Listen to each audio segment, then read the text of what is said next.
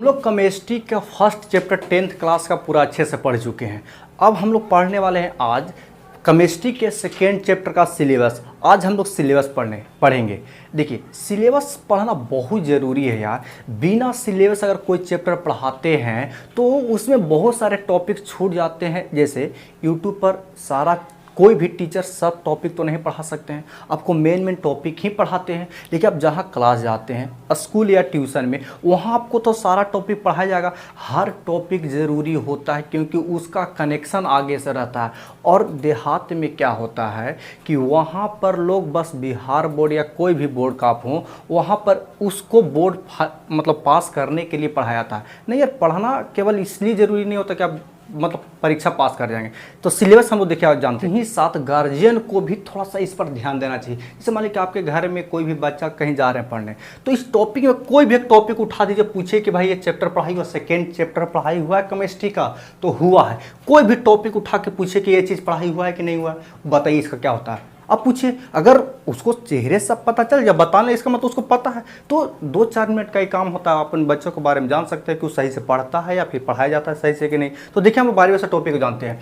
सबसे पहला सिलेबस है आम्ल क्या होता है। अब आम्ल को 3 तरह से डिफाइन किया गया है, 4 तरह से। आम्ल को ऐसे सिद्धांतिक भाषा होता है और हेनियस के अनुसार। देखिए, हम लोग को 10th में पढ़ना है कि आम्ल किससे कहते हो और हेनियस के अनुसार आम्ल की परिभाषा। लेकिन जैसे ही आप कंपटीशन में जाइएगा तो लुईस के अनुसार, ब्रास्टन और लॉरी के अनुसार सिर्फ 5 मिनट का क्लास होता है यार इसको बताने के लिए, और लोग नहीं बताते। अरे यार, थोड़ा थोड़ा कंपटीशन, आगे चलकर कंपटीशन की तैयारी करना ही है तो थोड़ा थोड़ा डोज यहाँ दिया जाए तो बेहतर रहेगा।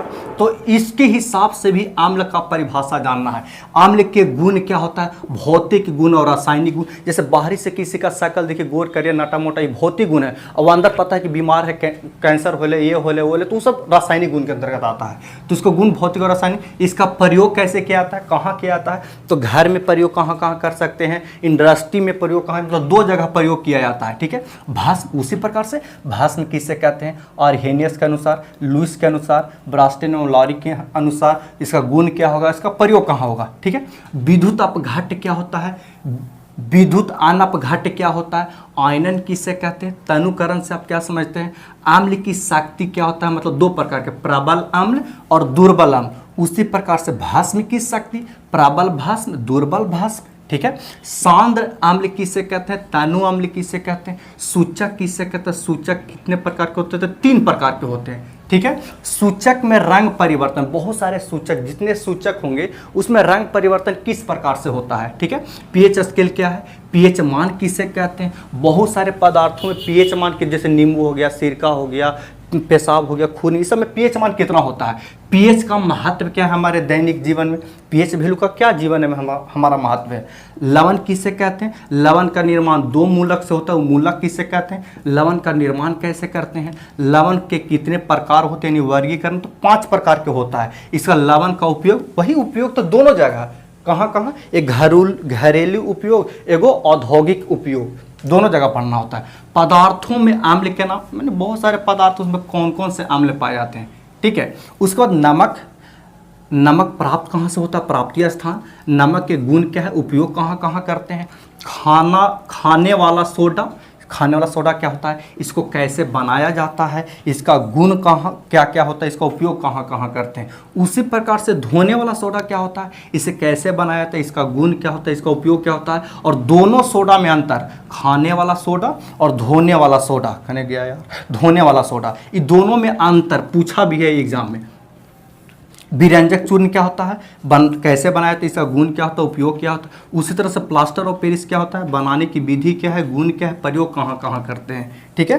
कास्टिक सोडा क्या होता है, बनाने की विधि क्या होता है, गुण क्या होता है, उपयोग क्या होता है।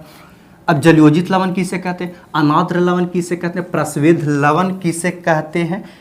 आर्द्रता ग्राही पदार्थ, आर्द्रता ग्राही पदार्थ के बहुत इंपॉर्टेंट है। प्रकाश संश्लेषण में आपको बताए थे कि जब कार्बन डाइऑक्साइड को शीत करने के लिए, तो उसमें बताए थे कि KOH को डाला जाता है।